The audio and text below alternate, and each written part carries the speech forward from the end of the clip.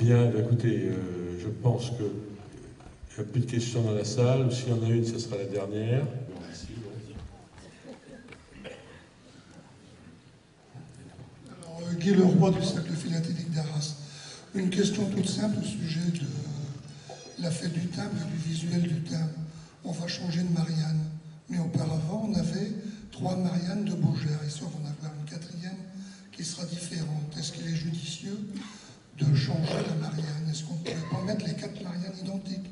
Non, on sera obligé. Oh, c'est dommage.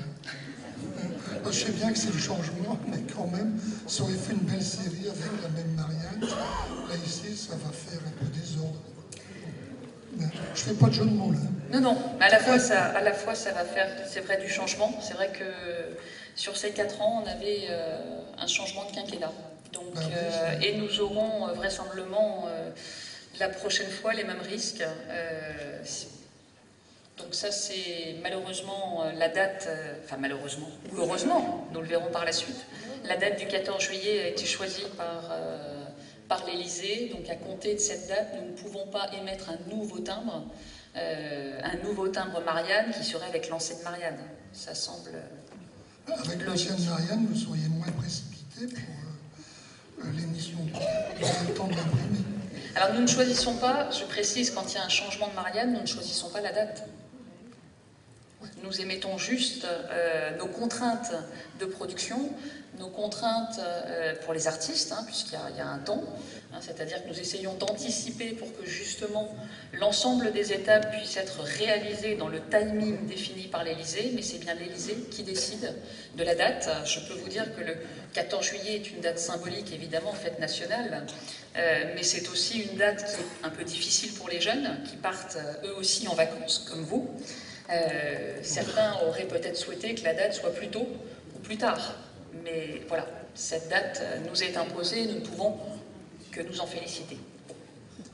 Sachez, je voudrais dire quand même, insister sur le fait que nous avons été, même dans une période où le secret était de plus que de mise, nous avons quand même été, personnellement, j'ai été consulté très souvent concernant cette future émission, et on a essayé de mettre en place quelque chose au travers d'une association nationale, qui est le Cercle des Amis de Marianne, pour que la fédération soit présente sur le maximum de villes où il y aura le premier jour.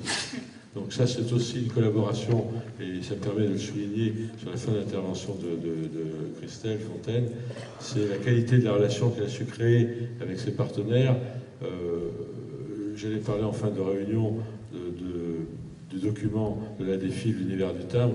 J'aurais aussi associé Bertrand, qui a largement collaboré à ce document, et sa culture nous a permis d'éviter quelques erreurs.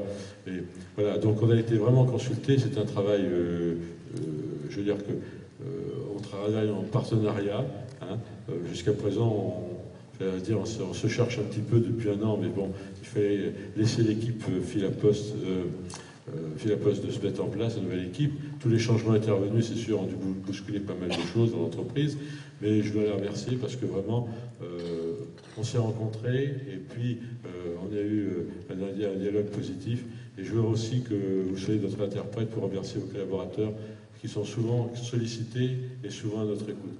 Voilà, je pense que l'avenir, nous allons le faire ensemble, et il faut être positif. Et sachez que ce sera notre démarche au niveau de la fédération. Démarche partagée. Merci. Christelle.